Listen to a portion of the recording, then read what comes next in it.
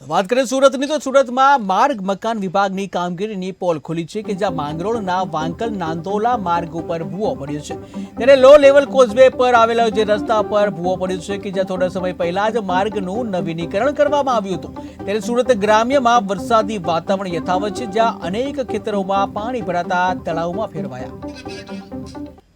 હવામાન વિભાગ દ્વારા જે દક્ષિણ ગુજરાતમાં જે આગાહી કરવામાં આવી છે જેને લઈ સમગ્ર સુરત જિલ્લામાં વરસાદ સતત વરસી રહ્યો છે, જેને લઈ ઉમરપાડા તાલુકામાં પણ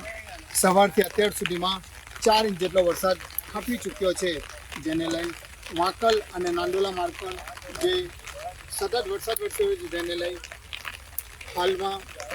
લો લેવલ બ્રિજ છે તેના પર એક ભૂવો નજરે પડી રહ્યો છે, જે હાલ મકાન અને માર્ગ મકાન દ્વારા નવીનીકરણ કરવામાં આવ્યું છે, જે આમ ભૂવો મોટો થઈ શકે છે, જેને લઈ આવતા જતા લોકોને રાહદારીઓને મુશ્કેલીનો સામનો કરવો પડી શકે છે એવી પરિસ્થિતિ